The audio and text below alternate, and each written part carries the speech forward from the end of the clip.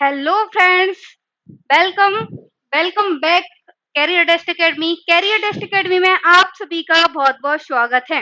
आज का जो हमारा लेक्चर है एकदम न्यू लेक्चर है और पहली बार आपके कैरियर डेस्ट एकेडमी पर होने जा रही है स्टैटिक जीके की क्लास। जैसे कि आपने थंबनेल देखा होगा, स्टैटिक जीके की क्लास।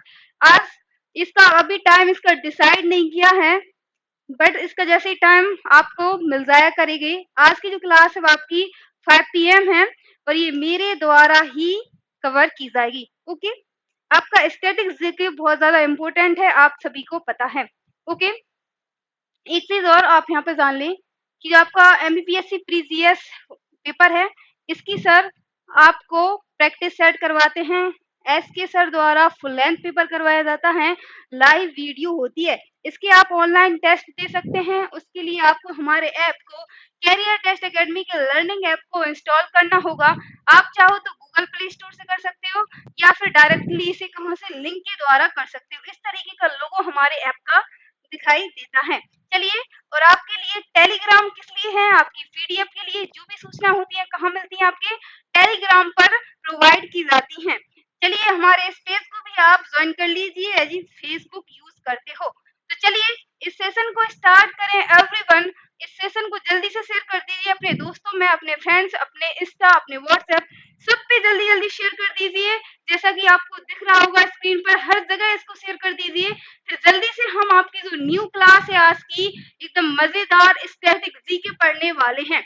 चलिए, तो जल्दी से इसको आप शेयर कर दीजिए। जी, गुड इवनिंग एवरीवन। संध्या, राधे कृष्णा। आज की फर्स्ट क्लास है और फर्स्ट क्लास मजेदार होना चाहिए, तो जल्दी जल्दी सब जुड़ जाइए आप लोग। जल्दी से हम इस क्लास को स्टार्ट कर देते हैं। चलिए, जल्दी से जुड़ जाइए आप लोग।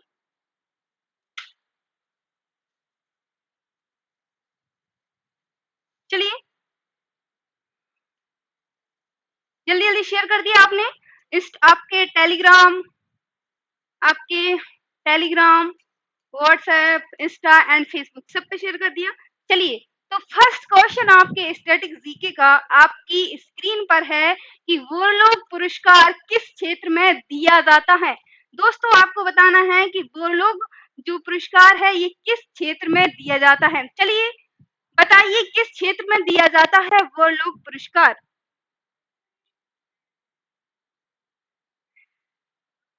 चलिए, जल्दी जल्दी शेयर कर दीजिए। वो लोग पुरस्कार कहाँ, किस क्षेत्र में दिया जाता है? ऑप्शंस आपकी स्क्रीन पर हैं। तो देखिए, ये दिया जाता है कृषि के क्षेत्र में। कहाँ पर दिया जाता है, किस क्षेत्र में दिया जाता है दोस्तों? कृषि के क्षेत्र में वो लोग पुरस्कार दिया जाता है। जैसे कि आप स्क्रीन देख रहे होंगे, वो लोग को हरित क्रांति का जनक कहा जाता है। चलिए, इसकी पूरी डिटेल्स जानते हैं अपनी नेक्स्ट स्लाइड में। तो नॉर्मन अर्नेस्ट बोरलॉग, इनका जन्म 25 मार्च 1914 को हुआ था एंड इनकी डेथ 12 सितंबर 2009 को। तो जो नोबेल पुरस्कार विजेता हैं आपके कौन? बोरलॉग जी। वो लोग कौन है? आपके नोबेल विजेता, आपके नोबेल पुरस्कार से विजेता हैं एंड अमेरिकी कृषि विज्ञानी थे। ये कौन थे? ये अमेरिकी कृषि विज्ञानी थे जिन्हें हरित क्रांति का पिता माना जाता है। हरित क्रांति का जनक किसे माना जाता है? वो लोग को माना जाता है। ओके, वो लोग उन 5 लोगों में से एक है जिन्हें नोबेल शांति पुरस्कार भी मिला है दोस्तों। स्वतंत्रता, राष्ट्रपति पदक और कांग्रेस के गोल्ड मेडल प्राप्त किया है। देखिए, वो लोग को एक तो स्वतंत्रता के बाद इनको राष्ट्रपति पदक और कांग्रेस के गोल्ड मेडल मिला है एंड इन्हें नोबेल शांति पुरस्कार प्राप्त है। इसके अलावा उन्हें भारत का दूसरा सर्वोच्चतम नागरिक सम्मान जो कि है विभूषण, कौन सा? पद्म विभूषण इनको मिला हुआ है, जो कि हमारे भारत का सेकंड नंबर का सर्वोच्च नागरिक सम्मान है। और चीजें देखिए कि इन्होंने 1970 के दशक में मैक्सिको में बीमारियों से लड़ सकने वाली गेहूं की एक नई किस्म विकसित की थी। ओके, इसके पीछे उनकी यह समझ थी कि अगर पौधे की लंबाई कम कर दी जाए तो इससे बची हुई ऊर्जा उसके बीजों यानी दोनों में दानों में लगेगी, जिससे दाना ज्यादा बढ़ेगा, लिहाजा कुल जो फसल उत्पादन बढ़ेगा। इसका साफ मतलब था इनका कि जो फसल का उत्पादन होगा वो ज्यादा से ज्यादा कर पाएंगे। और वो लोग ने छोटा दानव, आपके क्या, सेमी डवार्फ, छोटा दानव कहलाने वाले इस किस्म के बीज यानी कि गेहूं और उर्वरक विभिन्न देशों को भेजा और यहाँ की खेती का पूरा नक्शा ही बदल दिया। जब से वो लोग ने ये नीति अपनाई तब से पूरी खेती की चेंज जो मतलब करने का ढंग था वो सारा चेंज हो गया। चलिए आपका नेक्स्ट क्वेश्चन आपकी स्क्रीन पर है कि national food for work programme यानी कि NFWWP का गठन कब हुआ था? National food for work programme ये कब इसका गठन हुआ था आपको बताना है। चलिए बताइए कब हुआ था इसका गठन? आरती वेलकम, विवेक वेलकम। एक बार आप इस सेशन को अपने दोस्तों में शेयर कर दीजिए क्योंकि पहली बार कैरियर डेस्ट एकेडमी पर क्लास हो रही है स्टैटिक जीके की, तो जल्दी से शेयर कर दीजिए। और फर्स्ट क्लास तो मजेदार होना चाहिए। आप ही बताओ होना चाहिए कि नहीं होना चाहिए फर्स्ट क्लास? बिल्कुल। तो चलिए तो जो national food for work programme है दोस्तों ये इसकी शुरुआत हुई थी 14 नवंबर 2004। कब की गई थी इसकी शुरुआत? 14 नवंबर 2014। अब नेशनल फूड वर्क प्रोग्राम के बारे में थोड़ा सा आप और जान लीजिए कि 150 पहचान वाले जो पिछड़े जिले थे उन पर विशेष ध्यान देने के साथ शुरू किया गया था। मतलब जो उस टाइम 150 जाने पहचाने कौन आपके जो जिले थे उनको विशेष ध्यान देने पर उनका और इसका उद्देश्य जो था, इसका मोटिव था कि पूरक वेतन रोजगार प्रदान करना। क्या था इसका उद्देश्य दोस्तों? आपकी जो इसका जो मोटिव था दोस्तों वो था पूरक वेतन रोजगार पैदा करना और संपत्ति को बनाना। चलिए ये कब शुरू किया गया था, इसकी डेट आप याद रखेंगे, इसका मोटिव आप याद रखेंगे। अगला क्वेश्चन आपकी स्क्रीन पर है कि स्थापित प्रथम आईआईटी संस्थान कौन सी है? पहली प्रथम स्थापित आईआईटी कौन सी है ये पूछा है। तो चलिए बताइए कौन सी आईआईटी प्रथम संस्थान है? जल्दी बताइए कौन सी है। मजा नहीं आ रहा यार। चलिए कम लोग जुड़े हैं आज फर्स्ट ही क्लास में, ऐसा होगा तो फिर कैसे। चलिए बताइए कि तो ये कौन सी संस्थान है? तो दोस्तों ये है आपकी भारतीय प्रौद्योगिकी संस्थान खड़गपुर। चलिए इसके बारे में है जानते हैं। ये देख सकते हैं आप यहाँ पर ये दिखाई दे रहा होगा, ये भवन है आईआईटी का जो कि आपके खड़गपुर में है। कहाँ पर है? खड़गपुर में है। दिख रहा है आपको स्क्रीन पर ये भवन जी। इसके बारे में जानिए कि भारतीय प्रौद्योगिकी संस्थान खड़गपुर भारत सरकार द्वारा 1951 में स्थापित किया गया था। इसकी डेट जरूर याद रखना कब किया गया था? 1951 में इसको स्थापित किया था।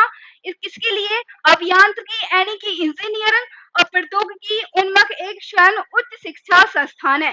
ओके, भारत सरकार ने इसे आधिकारिक तौर पर राष्ट्रीय महत्व का संस्थान माना और इसकी गणना भारत के सर्वोत्तम इंजीनियरिंग संस्थाओं में की।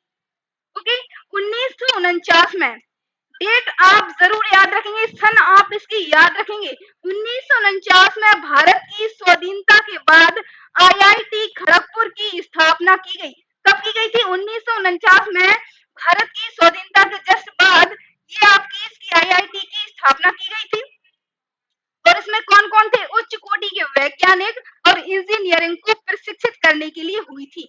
जो आपका आईआईटी था संस्थान था ये क्यों किया गया था? इसमें आपके उच्च कोटि के वैज्ञानिकों को और इंजीनियरिंग को प्रशिक्षण देने के लिए इसका स्थापना की गई थी। आईआईटी खड़गपुर के छात्रों को अनौपचारिक तौर पर क्या कहा जाता है? केजीपीएन कहा जाता है। यदि आपसे पूछ लिया जाए कि केजीपीएन किस आईआईटी संस्थान के छात्रों को कहा जाता है, तो ये आपके आईआईटी खड़गपुर जो प्रथम संस्थान है आपका उन वाले छात्रों को कहा जाता है। क्या कहा जाता है? केजीपीएन। ओके, एंड आपका 28 अगस्त 1951 को मौलाना अबुल कलाम आजाद के द्वारा औपचारिक उद्घाटन किया गया। भारतीय प्रौद्योगिकी संस्थान का नाम ग्रहण कर लिया गया और इसका जो आदर्श वाक्य था दोस्तों ये था योग कर्मसु कौशलम। क्या था? योग कर्मसु कौशलम इसका आदर्श वाक्य रहा। और ये कितने आपकी जगह पर बना हुआ है? तो 2100 एकड़ और 8.5 वर्ग किलोमीटर में बना हुआ है ये आपका संस्थान, आईआईटी संस्थान। ठीक है, चलिए तो अगला क्वेश्चन है कि टिहरी बांध किस नदी पर है? टिहरी बांध किस नदी पर है ये आपको बताना है। चलिए ये टिहरी बांध देख सकते हैं आप यहाँ पर स्क्रीन पर कि ये कहाँ पर बना है। शिवानी गुप्ता वेलकम। एक बार आप सभी जितने भी लोग जुड़े हुए हैं इसको अपने दोस्तों में शेयर कर दीजिए। तो जल्दी से अपने दोस्त भी जुड़ जाएंगे और इस सेशन में मजा भी आएगा। आज आपकी चूंकि फर्स्ट क्लास है तो क्वेश्चन आप देख लीजिए, बट आपकी जो नेक्स्ट क्लास होंगी एकदम धमाकेदार होंगी। चलिए, तो ये जो आपका है ये भागीरथी नदी पर है। कहाँ पर?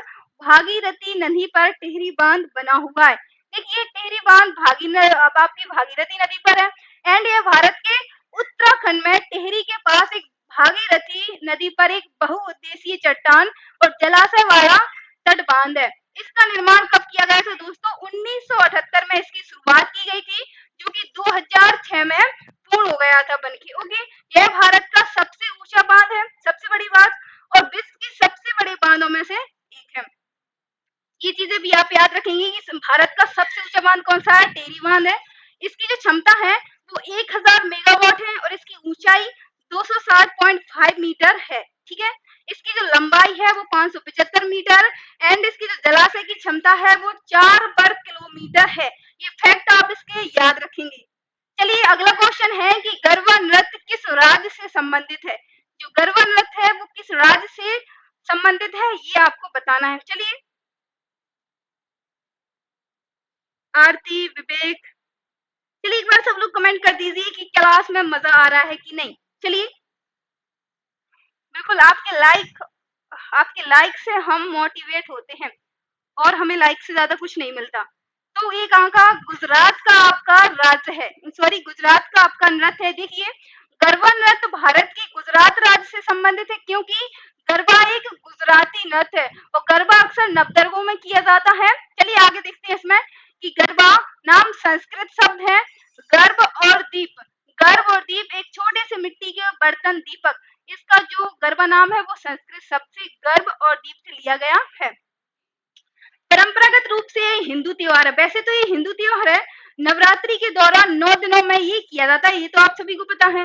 गरबा नृत्य देवी शक्ति की प्रतिमा या तस्वीर को बीच में रखकर उसके इर्द गिर्द उत्सव मनाते हैं।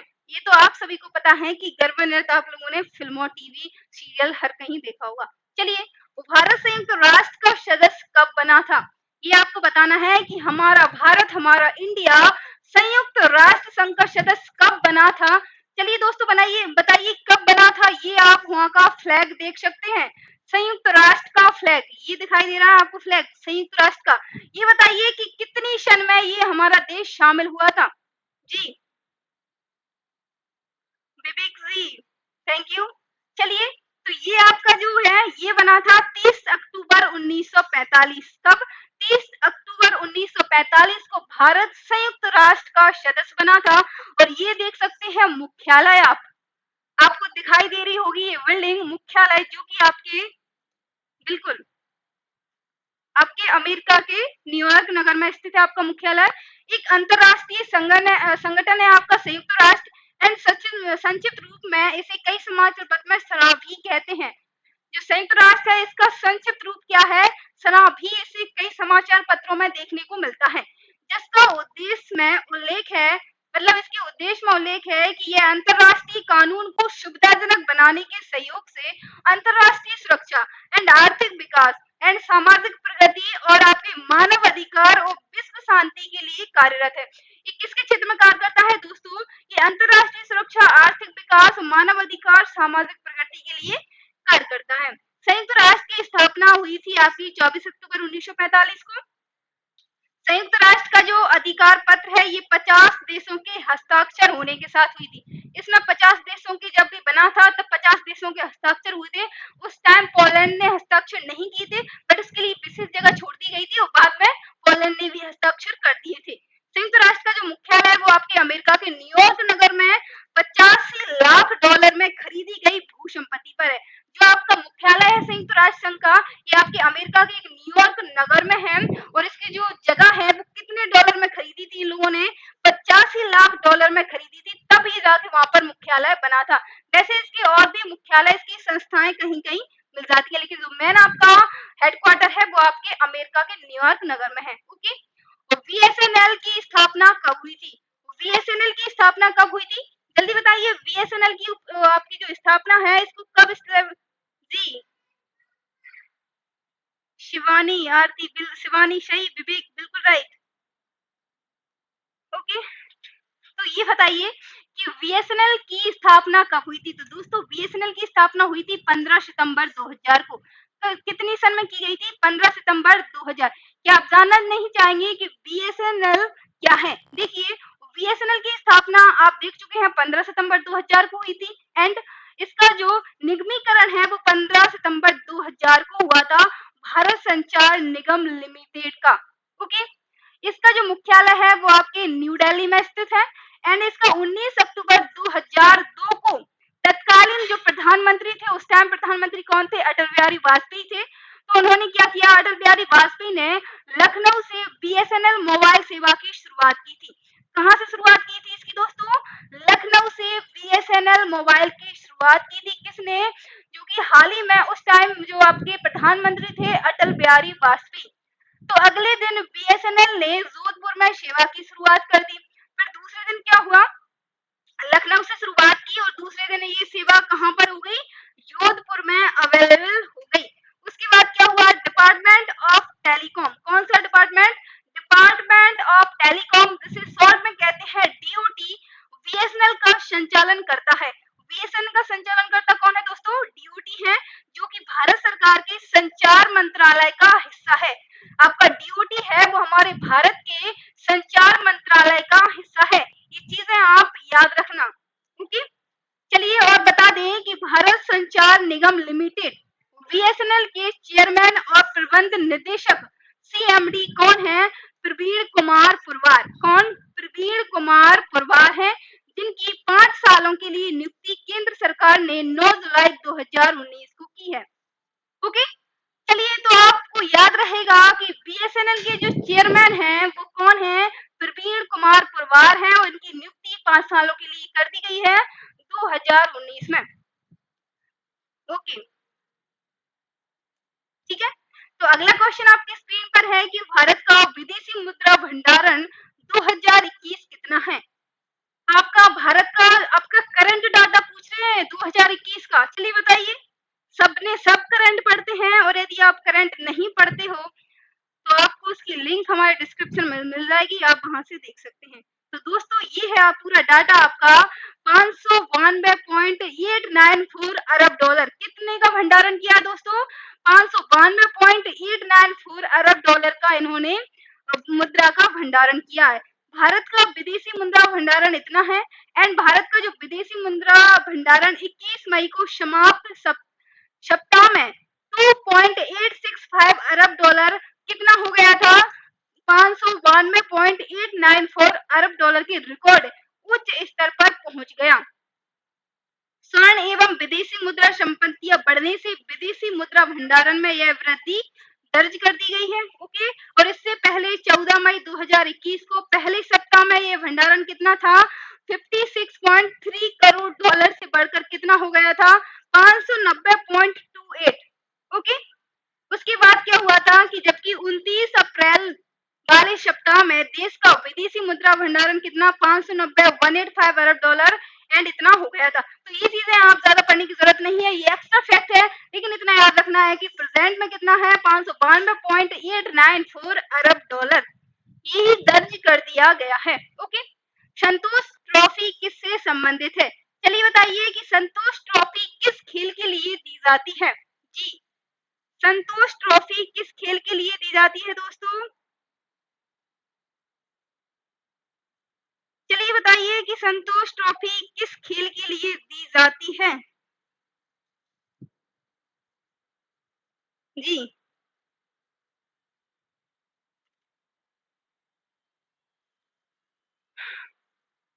तो ये दी जाती है आपके फुटबॉल के क्षेत्र में। फुटबॉल के क्षेत्र में दी जाती है संतोष ट्रॉफी। देखिए, संतोष ट्रॉफी फुटबॉल के जो खिलाड़ी होते हैं उनमें 2 टीम होती हैं, ये आप जानते हैं। 11-11 खिलाड़ी होते हैं, 1 गोलकीपर, 2 सुरक्षा पंक्ति, 3 मध्य पंक्ति तथा 5 अग्रिम पंक्ति होते हैं। ओके, फुटबॉल का जो मैदान होता है वो यहाँ पर देख सकते हैं। इतना याद रखना, आयताकार होता है। मैदान की जो लंबाई को क्या कहते हैं? साइड लाइन एंड चौड़ाई को क्या कहते हैं? गोल लाइन कहते हैं। ये चीज आप याद रखना। एंड आपके जो मध्य रेखा केंद्र होता है 10 गज की त्रिज्या का एक वृत्त खींचा जाता है और इस वृत्त को ही क्या कहा जाता है? आरंभ वृत्त कहते हैं। आप इन चीजों को डिटेल से पढ़ सकते हैं। कहाँ पर? हमारी पीडीएफ डाउनलोड करके। जो चीजें इंपॉर्टेंट होती हैं वो मैं आपको हाईलाइट कर देती हूँ, आप पढ़ लीजिएगा। ओके, चलिए अगला क्वेश्चन आपकी स्क्रीन पर है कि भारत को पोलियो मुक्त कब घोषित किया गया था? भारत को पोलियो मुक्त कब घोषित कर दिया गया था, ये आपको बताना है। चलिए दिखाई दे रहा है आपको, तो कब घोषित कर दिया गया था, चलिए बताइए कब घोषित कर दिया गया था भारत को पोलियो मुक्त? जी जल्दी जल्दी बताइए कि कब कर दिया गया था भारत को पोलियो मुक्त?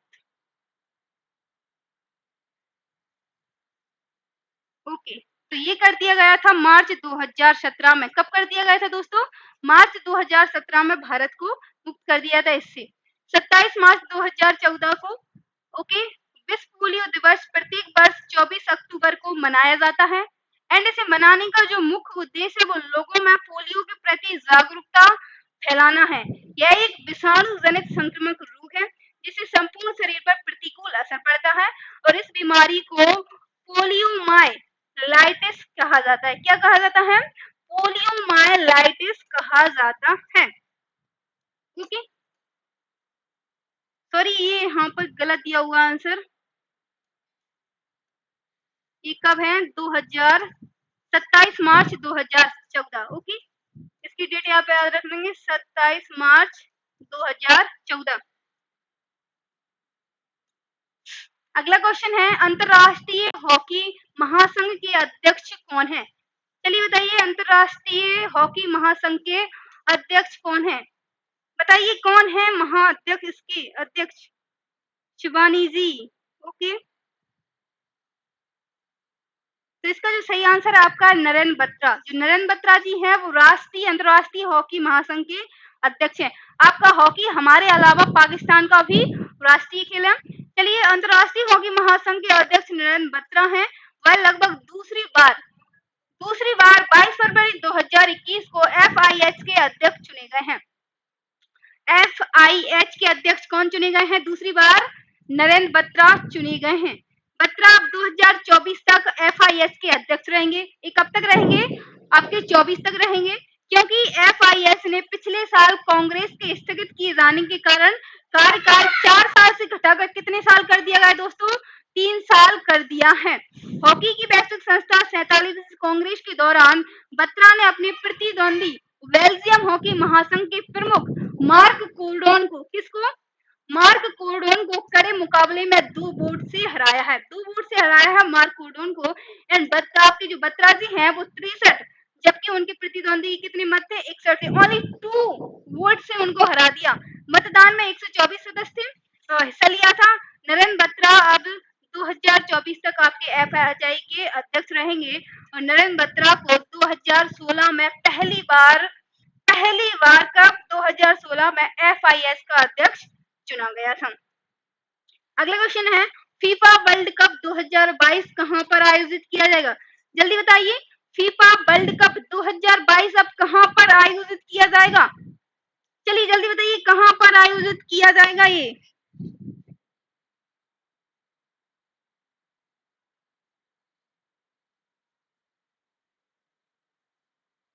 कहां पर आयोजित किया जाएगा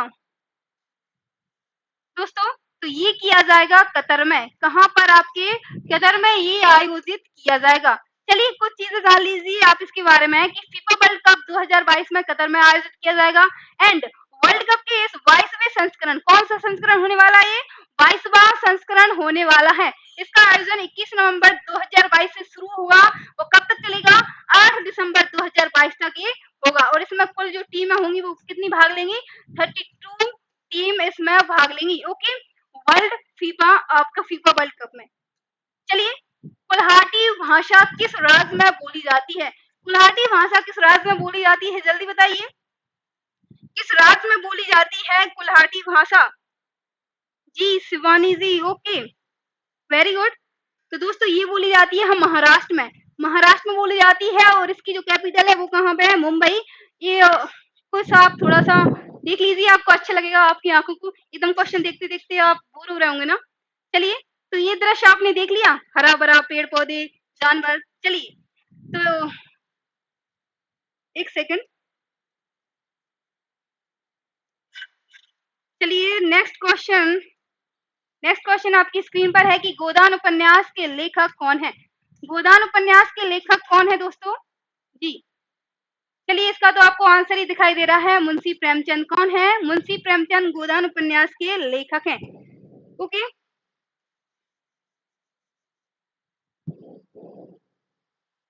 तो गोदान उपन्यास के जो लेखक हैं वो प्रेमचंद हैं। इस उपन्यास में भारतीय ग्राम समाज एवं परिवेश का सजीव चित्रण दिखाया गया है। इस उपन्यास में क्या दिखाया गया है दोस्तों? इसमें समाज का परिवेश और गोदान प्रोग्राम जो दिखाए गए हैं, इसमें प्रगतिवाद, गांधीवाद और मार्क्सवाद का पूर्ण परिक्षेप देखने को मिलता है आपको। ओके, ये सारी चीजें आपको इसमें देखने को मिलती हैं। नेक्स्ट है आपका विश्व विश्व की पहली हैंड रिटन बुक कौन सी है? विश्व की पहली हैंड रिटन बुक कौन सी है दोस्तों? जल्दी बता दीजिए कौन सी है विश्व की पहली हैंड रिटन बुक? तो दोस्तों ये है आपकी मधुशाला। कौन सी बुक है? मधुशाला आपकी है। चलिए, आपकी जो गवर्नेंस इन पाकिस्तान बेडलेस है इंडिया एक्स ब्रोकन, ये भी दोस्तों आपकी बुक है। चलिए देखिए कि इनको किस किसने लिखा है। तो आपकी जो गवर्नेंस इन पाकिस्तान है, ये दोस्तों आपके सगीर अहमद खान ने लिखी है। एंड बेडलेक्स आपकी सरहा बन्ना ने लिखी है। और इंडेक्स ब्रोकन ट्रस्ट किसने? तबलीन सिंह जी ने लिखी है। ओके, मधुशाला हैंड रिटन बुक है। ओके, अगला क्वेश्चन है, पहली बार पर्यावरण दिवस कब मनाया गया था?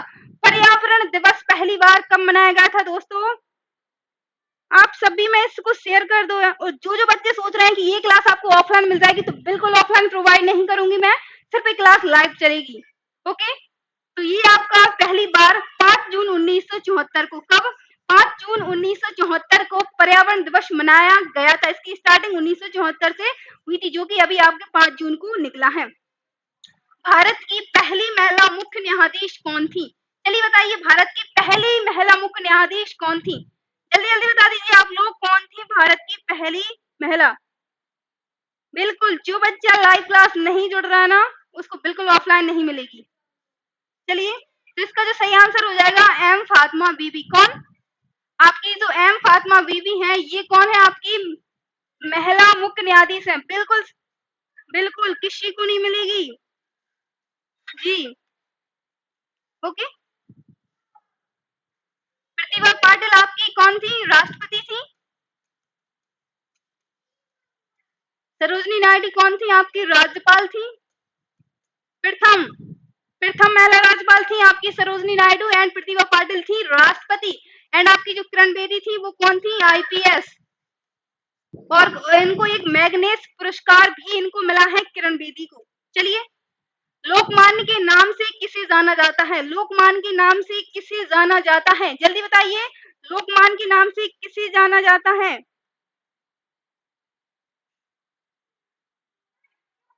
पीडीएफ साइंस की आपको टेलीग्राम पर मिल जाएगी। सर अभी थोड़े से बिजी हैं, बट वो आपको शाम तक मिल जाएगी पीडीएफ। ओके, कर देंगे वो आपके लिए। जब आप लाइव क्लास ज्वाइन करेंगे तो पीडीएफ तो मिल ही जाएगी। चलिए बताइए, लोकमान्य के नाम से किन्हें जाना जाता है? तो दोस्तों, लोकमान्य के नाम से बाल गंगाधर तिलक को माना जाता है। एंड जो आपके सुभाष चंद्र बोस है, इनको नेताजी के नाम से। यदि आपसे पूछ लिया जाए किसको? बाल गंगाधर तिलक को लोकमान्य के नाम से जाना जाता है। एंड सुभाष चंद्र को नेताजी के नाम से। नेताजी के नाम से किसको? सुभाष चंद्र बोस को। और जो चित्तरंजन दास है, इनको किस नाम से जाना जाता है? जी, बिल्कुल बताइए, जल्दी जल्दी कमेंट कर दीजिए कि किन किन नाम से जाना जाता है। ओके, संध्या वेलकम। सारी चीजें आपको इधर ही मिल जाओ, पीडीएफ में भी प्रोवाइड, मतलब आपको मेहनत ना करनी पड़े। चलिए, तो रविन्द्रनाथ टैगोर को गुरुदेव के नाम से जाना जाता है। एंड इन्हें विश्व कवि भी जाना जाता है। ओके, हैंड राइटिंग पर मत जाइएगा। और चित्तरंजन दास को देश बंधु के नाम से जानते हैं। चलिए, भारतीय लोक सेवा दिवस कब मनाया जाता है? भारतीय लोक सेवा दिवस कब मनाया जाता है? आज तो पूरे क्वेश्चन ही आउट हो रहे हैं। चलिए बताइए, भारतीय लोक सेवा दिवस कब मनाया जाता है दोस्तों? शिवम राजपूत, वेलकम। तो दोस्तों, ये मनाया जाता है 21 अप्रैल। भारतीय लोक सेवा दिवस कब मनाया जाता है? 21 अप्रैल को मनाया जाता है और इसकी स्टार्टिंग की जो सन है दोस्तों 2004 है। ठीक है, 21 अप्रैल को ये आपका मनाया जाता है और इस दिन सरदार वल्लभ भाई पटेल ने स्वतंत्र भारत के प्रथम लोक सेवा सत्र को मैडकॉफ हाउस में संबोधित किया था। कहाँ पर किया था? मैडकॉफ हाउस में किया था, जो कि आपके दिल्ली में है।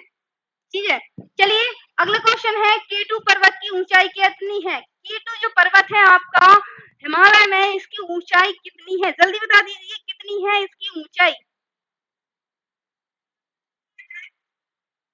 केटू पर्वत की ऊंचाई दोस्तों कितनी है, बताइए जल्दी। नहीं पता? तो दोस्तों 8,611 मीटर केटू पर्वत की ऊंचाई है और ये आपके माउंट एवरेस्ट माउंट इसका करेक्ट आंसर ये है। और ये किसकी ऊंचाई है? माउंट एवरेस्ट की है। एंड ये आपकी कंचनजंगा एंड ये नंदा देवी। ओके, मैं आप इस पर ध्यान मत दीजिए, मैं बोल रही हूँ ना, तो ये चीजें आप कर लेना। ओके, तो आपकी जो और ये भी सारी आपकी हिमालय की पर्वत हैं। ओके, नेक्स्ट है आपका क्वेश्चन, सॉरी ये सी का आंसर है।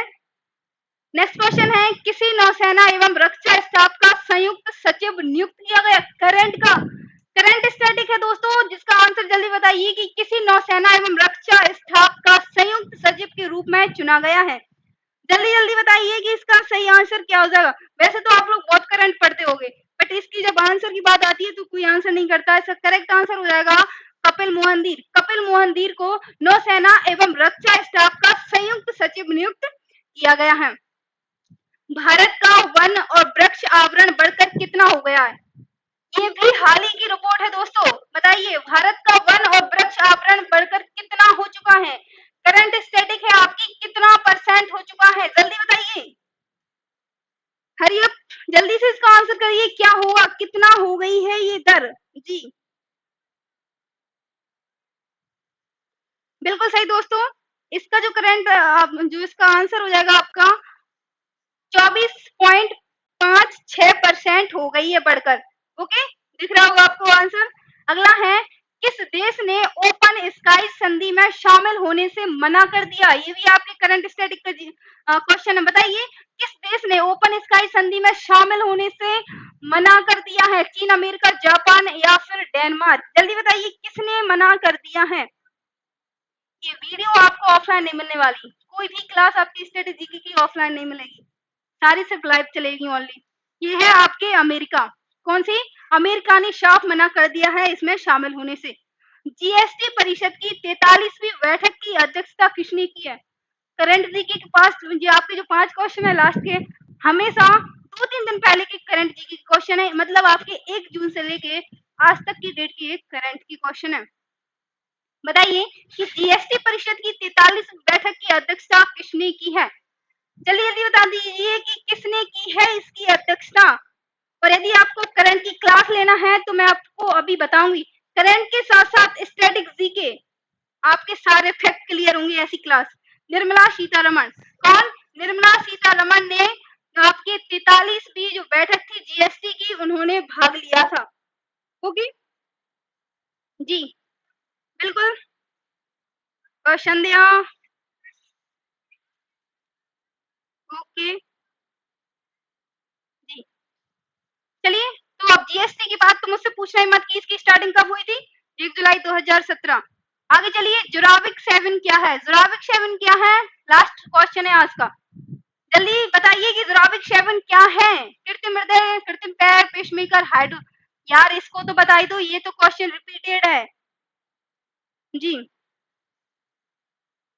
तो दोस्तों ये है आपके कृत्रिम हृदय। किसकी? कृत्रिम हृदय। ये क्लास आप यहाँ पर देख रहे होंगे, टुडे करंट अफेयर। आज है आपकी 8 जून 2021 और इसकी लिंक कहाँ मिलेगी? इसकी लिंक डिस्क्रिप्शन में, इसकी लिंक डिस्क्रिप्शन में मिल जाएगी। उसकी पीडीएफ टेलीग्राम ग्रुप पर दे दी जाएगी। ओके, और इसकी टेलीग्राम की ग्रुप कहाँ पर मिलेगी? जब इस लिंक को आप ओपन करेंगे तो जिस चैनल पर होगी उसकी लिंक आपको मिल जाएगी। तो थैंक यू दोस्तों, कल फिर हम मिलते हैं इस चैनल को आप सब्सक्राइब कर लेना और करंट अफेयर्स की जो क्लास है उसको एक बार विजिट करके देखना, क्योंकि उसमें आपकी जो स्टैटिक जीके है पूरी कवर की जाती है एंड उसमें आपका current affairs daily, monthly, weekly सब प्रकार का चलेगा। चलिए, ओके, तो आप अपनी पढ़ाई करते रहना, बट अच्छे से पढ़ाई करो, अपना ख्याल रखना। Okay, bye bye.